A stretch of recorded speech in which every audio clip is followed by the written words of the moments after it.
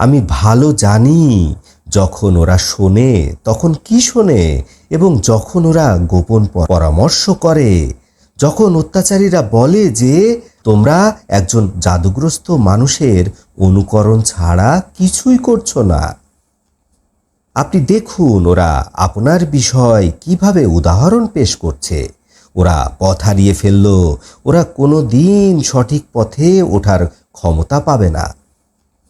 তারা বলে যখন আমরা হাড্ডিতে পরিণত হব এবং গুঁড়া গুঁড়া হয়ে যাব, তারপরেও কি আমরা নতুনভাবে উত্থিত হব? তোমরা পাথরে পরিণত হও অথবা লোহায় পরিণত হও, অথবা এমন কোনো সৃষ্টিতে রূপান্তরিত হও যা তোমাদের মনের কাছে বড় মনে হয়। অচিরেই তারা বলবে, কে আমাদেরকে পুনরায় সৃষ্টি করবে? আপনি বলুন, যিনি তোমাদের প্রথমবার সৃষ্টি করেছেন তিনি। তখন ওরা আপনার দিকে মাথা নাড়াবে এবং বলবে, উহা পুনরুত্থান কখন?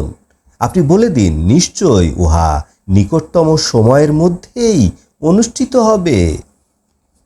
সেদিন তোমাদেরকে ডাকা হবে, অতঃপর তোমরা আল্লাহর প্রশংসা করতে করতে ডাকে সাড়া দেবে এবং তোমরা ধারণা করবে যে অতি সামান্য সময়েই তোমরা পৃথিবীতে ছিলে। এবং আপনি আমার বান্দাদেরকে বলে দিন, তারা যেন সর্বোত্তম পদ্ধতিতে বাক্য বিনিময় করে।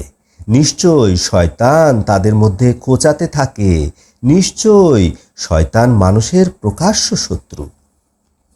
তোমাদের রব তোমাদের সম্পর্কে ভালো জানেন। তিনি ইচ্ছা করলে তোমাদের প্রতি দয়া করতে পারেন, ইচ্ছা করলে তোমাদেরকে শাস্তিও দিতে পারেন। আমি আপনাকে তাদের কর্মবিধায়ক হিসেবে পাঠাইনি। আকাশমণ্ডলী এবং পৃথিবীর মধ্যে যারা আছে, আপনার রব তাদের বিষয় অবগত আছেন। আমি কতক নবীগণকে কতকের উপরে মর্যাদাবান করেছি এবং দাউদকে আমি জাবুর কিতাব দান করেছি। আল্লাহ ব্যতীত তোমরা যাদের প্রতি ধারণা রাখো, তারা তোমাদের কোনো বিপদ দূর করতে সক্ষম নয় এবং কোনো পরিবর্তন সাধনও করতে পারে না। এরা যাদেরকে ডাকে তারাই তো আপন রবের নিকট ওসিলা অনুসন্ধান করে বেড়াচ্ছে যে কে আল্লাহর অতি নিকটবর্তী হতে পারে এবং আল্লাহর রহমতের আশা করে এবং তার শাস্তির ভয় করে। নিশ্চয় আপনার রবের শাস্তি ভয় করার মতোই। এমন কোনো জনপদ নেই যাকে আমি কিয়ামতের পূর্বে ধ্বংস করব না অথবা কঠিন শাস্তি দিব না, এবং এগুলি সারিবদ্ধভাবে লাউহে মাহফুজে লিখিত আছে। আমি নিদর্শন প্রেরণ থেকে এজন্যই বিরত থাকি যে পূর্ববর্তীরা উহা অস্বীকার করেছিল। আমি সামুদ জাতিকে উজ্জ্বল প্রমাণ হিসাবে উটনি দান করেছিলাম। আমি কেবলমাত্র ভয় প্রদর্শনের জন্যই নিদর্শন পাঠিয়ে থাকি।